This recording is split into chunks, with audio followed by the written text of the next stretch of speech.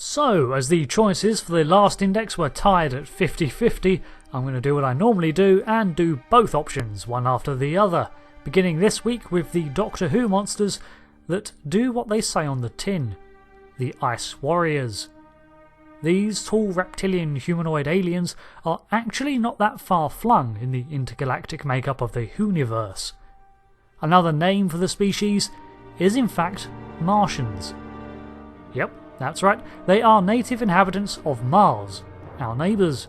However, a terrible calamity befell them, and they are spread throughout the galaxy while others cling to their desolate homeworld and await a time when they can rebuild.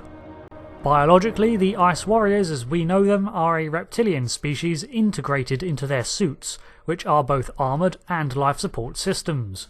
A quick fact for you, the sound of hissing that they make is not natural to the species, and a result of laboured breathing assisted by their shell's systems.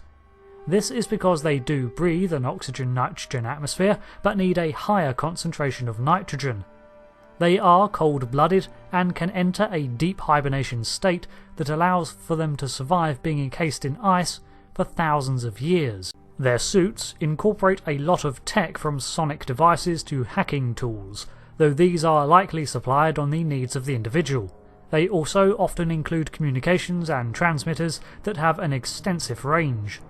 In terms of real-world inspirations, the style was inspired by Viking helms to match their warrior mindset.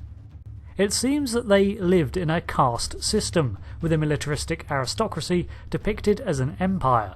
These castes were divided into layers that an individual could rise and fall through.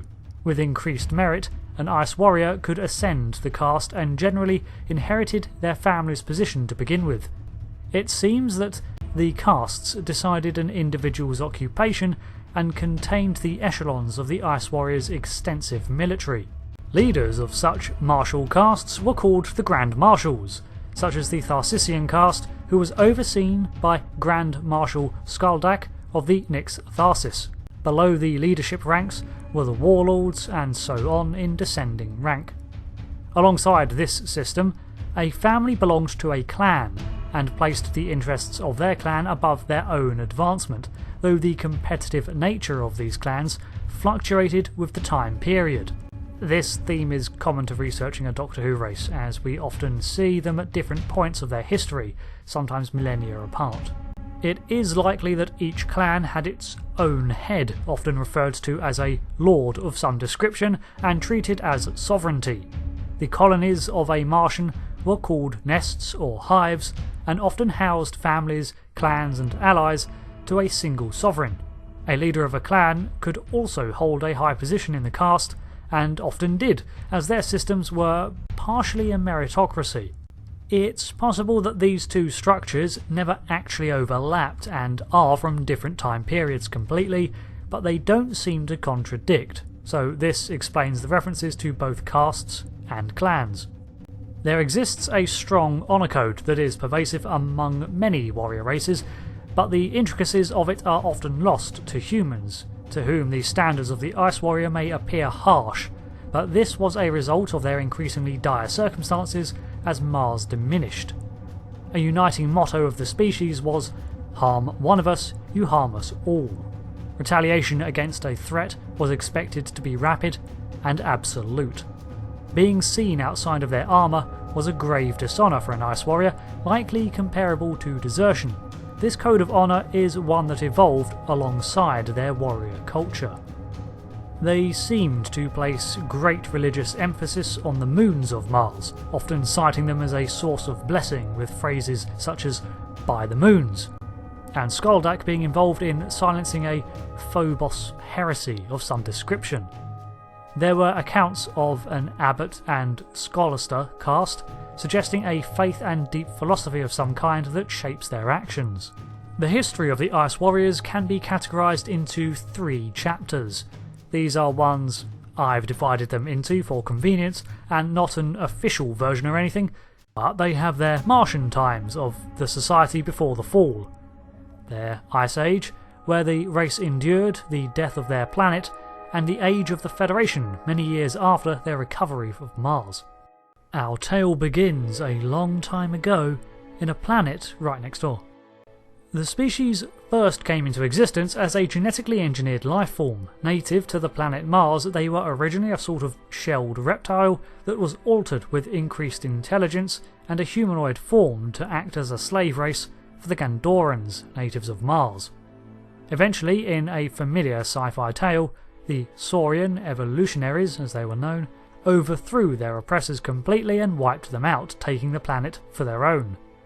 Their culture flourished and grew into an interstellar empire that began to explore other worlds, including their neighbouring planets.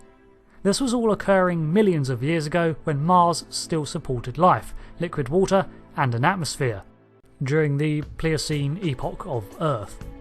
It was said that they built cities that spanned the crust of Mars and for the most part were a peaceful people. They placed a great emphasis on design and art with form over function. Among their own, they operated on a trade system where it was customary to exchange needed goods over that of any currency. However, their age of growth would not last, as Mars began to cool and its atmosphere thin. The cause of this is still unknown, but some suspect the involvement of time travellers. The species began to retreat underground, out of the radiation that was increasing throughout the lessening atmosphere, and built themselves biomechanical suits to bolster themselves to survive the changing climate. Natural resources began to become scarcer as water evaporated from the surface and what remained froze. Many courses of action began to be taken to try to first reverse the disaster and then finally to just survive it. As a result of this, their culture became more militaristic and aggressive out of necessity. It's this period of time that truly produced the Ice Warriors, as infighting and hive struggles became more common. Some travelled to Deimos from where they observed Earth, however came to the conclusion that it was currently unfit for habitation. Others took refuge in a vessel that would later become the moon Phobos, while most still made further exoduses to distant stars to survive and begin anew. Around 5,000 years ago, circa 3000 BCE, many had decided to retreat into suspended animation, with entire hives following their aristocracy into an icy slumber. Other ice warriors too had been sent in hibernation to other worlds, to wait for a time when either Mars was habitable again or they had located a suitable replacement.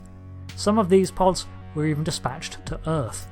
It seems that not all chose this fate, however, as others still stubbornly chose to combat the continuing corruption of the planet through scientific efforts. Around the year 800 AD, a parasitic life form had evolved in the waters of Mars, contaminating much of the remaining water.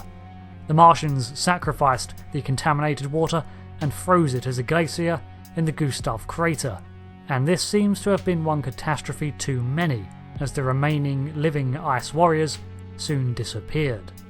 Only those who had left Mars were able to continue with their lives, maybe with the hope of one day reawakening their brethren.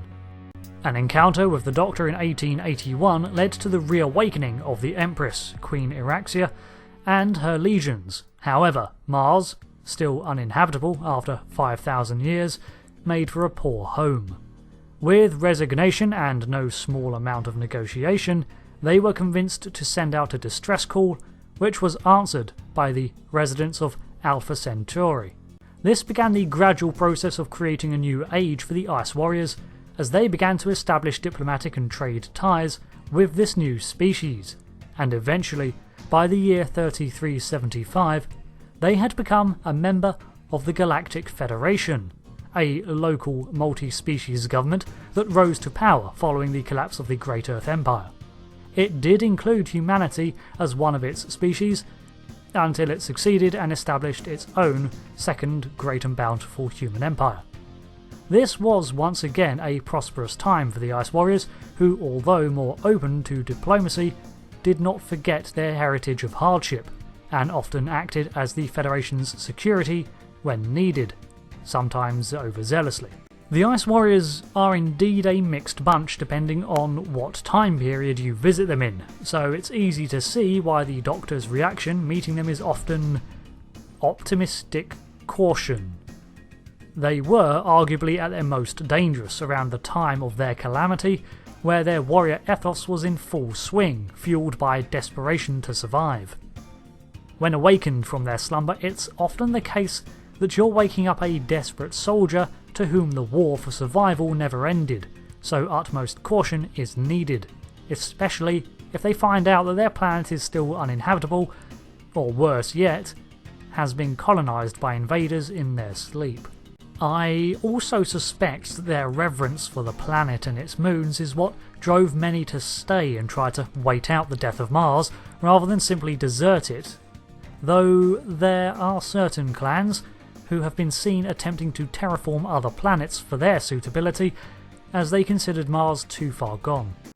They have proven not to be unreasonable, however, and are open to negotiation, compassion and mercy. After all, they're not soulless robots, but aggrieved and desperate people. Fortunately, they eventually find the salvation they're looking for, in a way, through cooperation with other species, and the formation of a Commonwealth superpower of planets. A united federation, if you will. Thanks for listening to this brief summary of the Ice Warriors, who, although named as such, really only suited that description at one point in their expansive history. Until the next video, thanks again for watching. I've been Rick, and goodbye.